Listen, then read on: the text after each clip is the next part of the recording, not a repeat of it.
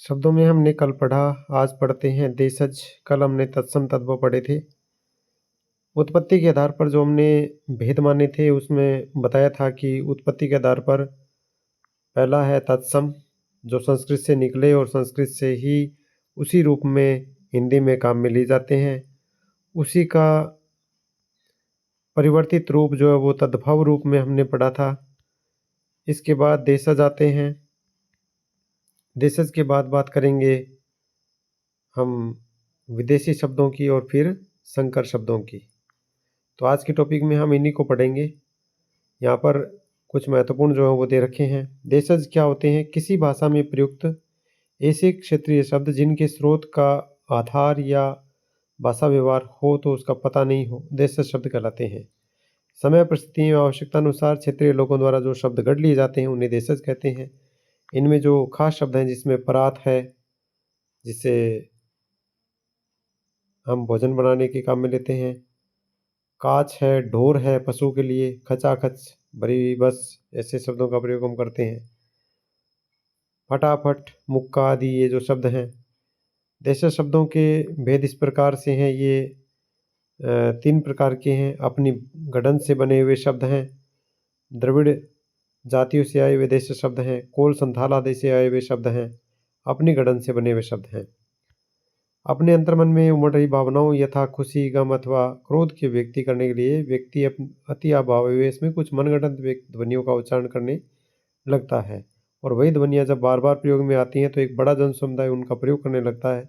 धीरे धीरे उनका प्रयोग साहित्य में भी होने लगता है। जैसे उद्यम हो गया, अंगोछा, खुरपा, ढोर।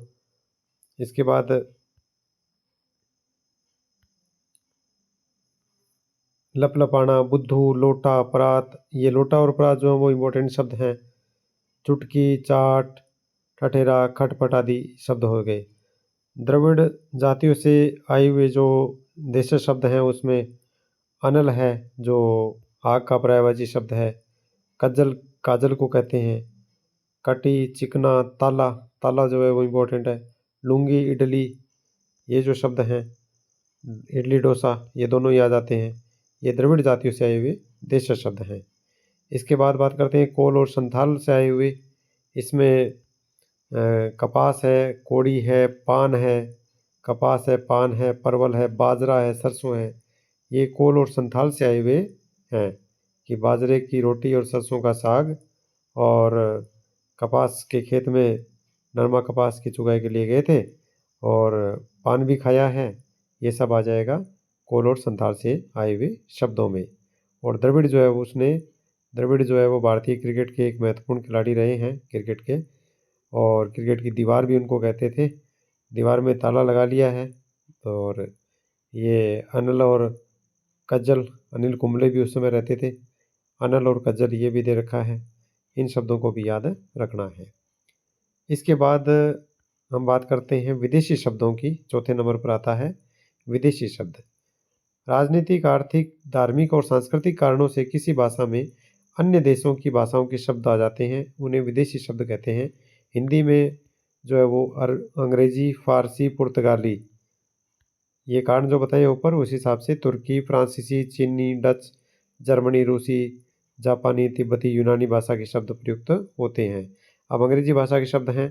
अंग्रेजी भाषा के शब्द प्राय हिंदी में जो प्रयुक्त होते हैं, जैसे अफसर, agent, class, clerk, nurse, car, copy, court, guard, cheque, tailor, teacher, truck, taxi, school, pen, paper, bus, radio, transistor, register, rail, readymade, shirt, suit, sweater, ticket आदि। ये जो शब्द हैं ये अंग्रेजी के हूबहू अपने काम में लेते हैं। उसके बाद बारी आती है अरबी शब्दों की। अरबी शब्दों में अक्ल है, अदावत है, आज़ाद है, इंतज़ार, इनाम है, इम्पोर्टेंट है, इलाज है, इम्पोर्टेंट है, इस्तीफ़ा, कमाल, कानून, कुर्सी, किताब, कुर्सी, किताब, कानून की किताब पढ़ रहे हैं, है ना। किस्मत है, रब के भरोसे। कीमत है, ये भी रब के भरोसे। ज़िला, तहसील, ये सब अरबी भाषा के शब्द हैं। इसके बाद तारीख, ताकत, ये शब्द भी इसी में हैं। और फिर तमाशा, दुनिया, दुनिया जो है इम्पोर्टेंट शब्द है। दौलत आ गया, धन, धन, ये भी जो है वो अरबों अरबों की दौलत होती है। नतीजा, फ़कीर, फैसला, बहस, मदद, मतलब, लिफाफा, ये सब लिफाफे में डाल दिया। हलवाई, हुक्म, हिम्मत, ये शब्द हैं इम्पोर्टेंट। इसमें हम अगर गौर करेंगे तो अदालत है, अदालत से जुड़े हुए शब्द हैं। जिला, तहसील, और फिर तारीख पर तारीख अदालत से मिलती रहती है। दौलत जो है वो रब से मिलती है। कुर्सी लेकर के बैठ जाओ, कानून की किताब पढ़ो, है ना। ये सब जो शब्द हैं ये अरबी भाषा के शब्द हैं। और इनाम मिलेगा, अगर पढ़ोगे, किताब पढ़ोगे तो इनाम मिलेगा। ये सब जो शब्द हैं इनको ख़ास तौर से याद रखना चाहिए, और याद रखने से हम कभी भी उलझेंगे नहीं। उसके बाद बारी आती है फ़ारसी शब्दों की। फ़ारसी में अखबार है, अमरूद है। अमरूद जो है वो फ़ारसी भाषा का शब्द है। अमरूद को जो है वो काट करके और फिर उसमें नमक लगा करके खाओ, और अखबार पर भी ले सकते हो। फ़ारसी जो है वो भाषा का शब्द है।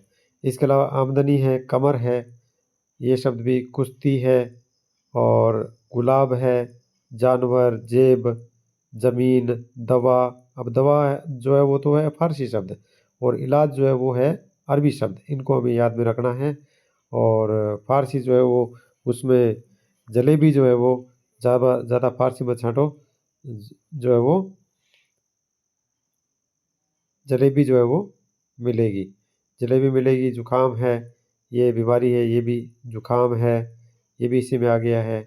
शेर इसी में आएगा। मज़दूर आ गया, बीमार आ गया, नमक आ गया, दर्जी आ गया, दीवार आ गया, और सुल्तान शब्द आ गया। ये इंपॉर्टेंट से शब्द हैं। गुब्बारा, है ना। इन शब्दों को गौर से देखना चाहिए। अब अखबार, अमरूद, ये परीक्षा में आए हुए शब्द हैं। अमरूद जो है उसको परीक्षा में पूछा गया है। अमरूद जो है वो फ़ारसी भाषा का शब्द है। अमरूद जो है वो फ़ारसी भाषा का शब्द है। और इसको नमक लगा कर खाना चाहिए अमरूद को, ये भी बताया था आपको।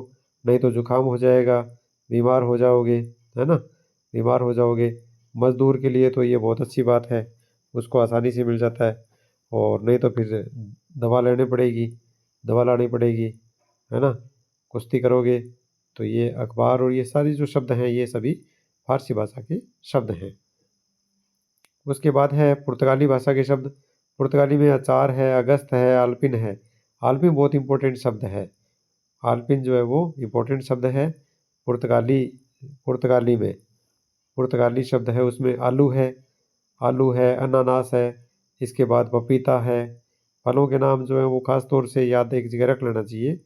गमला है, और ताला जो है वो तो आ गया था ऊपर। ताला जो है वो, ताला जो ऊपर लिखा था अपने, उसमें आया था। यहाँ हम देख रहे थे, उसमें लिया गया था। और चाबी जो है उसको यहाँ पर लिया गया है। चाबी, चाबी जो है वो पुर्तगाली भाषा का ये शब्द है। चाबी, चाबी आया हुआ है पुर्तगाली भाषा में। पुर्तगाली भाषा में चाबी आई। चाबी जो शब्द है वो पुर्तगाली में आया है, पुर्तगाली में आया है चाबी। इसी तरह से हम आगे चलें। इसमें बता रखा है पादरी, फीता, बस्ता, बटन, बाल्टी। बाल्टी इम्पोर्टेंट है। बाल्टी से जो है वो मुंह धो लिया, है ना। उसमें संतरा खा लो। पुर्तगाली जो है वो इसमें संतरा खा लो। साबुन से मुंह धो लो, साबुन से मुंह धो लो। साबुन, साबुन आ गया है। और इधर जो फलों के नाम है उसमें पपीता, पपीता, और आलू, आलू है, पपीता है, आलपिन है। आ वाले जितने भी हैं ये सब पुर्तगाली में आए हुए दिख रहे हैं। ए वाले जो थे वो फ़ारसी से आए हुए जो है वो दिख रहे थे। इनको ख़ास तौर से एक जगह लिख करके याद करने से ये जल्दी याद रह जाते हैं। उसके बाद आगे चलते हैं इन्हीं शब्दों में जिनको हम पढ़ रहे थे, उसी में आगे इन शब्दों पर गौर करेंगे। इनका बार बार अभ्यास बहुत ज़रूरी है। इन शब्दों को याद रखने के लिए, जैसे आप यहाँ इस नोट्स में देख रहे हो, इसके बाद आप दूसरी जगह भी पढ़ोगे तो वहाँ आपको कुछ नए शब्द मिलेंगे, उनको भी आपको पढ़ना चाहिए। ऐसे अलग अलग करोगे तब ही आपको ज़्यादा याद रहेगा, क्योंकि परीक्षा में कहीं से भी शब्द आ सकते हैं। ये अधिकृत पुस्तक है माध्यमिक शिक्षा बोर्ड राजस्थान अजमेर की, इसलिए इससे जो है वो पूछने की संभावनाएं ज़्यादा होती हैं, इसलिए इन शब्दों को गौर से पढ़ना चाहिए। तो यहाँ गोदाम है, चाबी है, गमला है, गोभी है, कमरा है, कमीज है, ये सब आगे बाल्टी है और संतरा है, साबुन है, ये सब पुर्तगाली भाषा के शब्द हैं। आलू आ गया, अनानास, इस्तीफात आ गया, आलपिन आ गई, है ना। ये इस तरह के जो शब्द हैं वो पपीता हो गया, बस्ता हो गया, तो बस्ते के बटन भी लगा हुआ है, आलपिन जो है वो बस्ते में डाल ली। ये सब जो शब्द हैं ये पुर्तगाली भाषा के शब्द हैं।